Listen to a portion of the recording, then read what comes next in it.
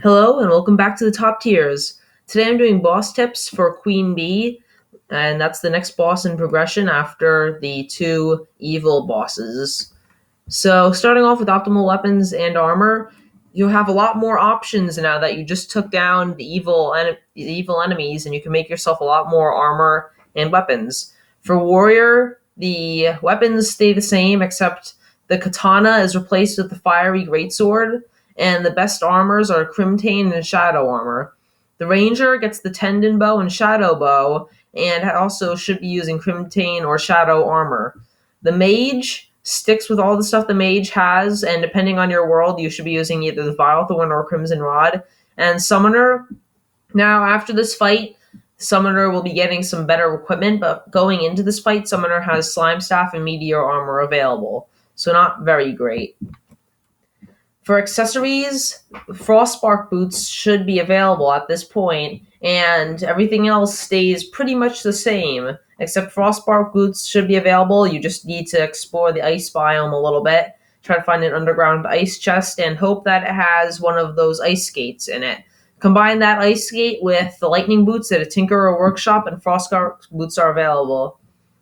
Yo-yo users should definitely be using counterweights in this fight to be help deal with the many small bees that will spawn. Those counterweights will attack those small bees, taking care of them relatively quickly. So definitely use counterweights in this fight. The buffs are pretty much the same, and going into this fight, at least for me, it's not very difficult. On expert mode, it's difficult, but on normal mode, you won't need a lot of buffs. So just take whatever buffs you feel necessary, but these are the ideal buffs that you should have going into expert mode fights. Iron Skin, Regeneration, Swiftness, Archery, Mana Regeneration, Well Fed, Heart Reach, Hunter, and Magic Power. Some arena tips would be building 3 platforms across the length of the hive, one on top of the other. So make sure there's 3 platforms in the hive. Make sure to have the entire area covered by the campfire and heart lantern buff, along with mages using the star in a bottle. This should only require 1 of each. Definitely use the honey buff, because now there's no excuse to not use it because you're in the hive.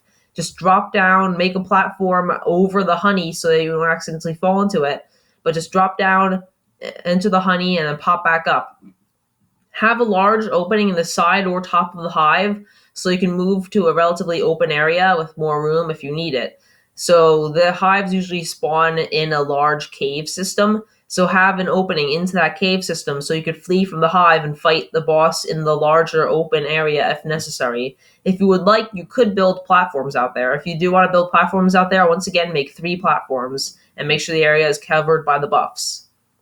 The honey buff, you're going to need to actually have little pools of there, because you'll have to have that prepared. You won't be able to re-enter the hive once you're fighting outside of it. It'll be very difficult. But that is the end of today's video. I hope you all enjoyed. Don't forget to like and subscribe, and I'll see you here on the top tiers. Bye, guys.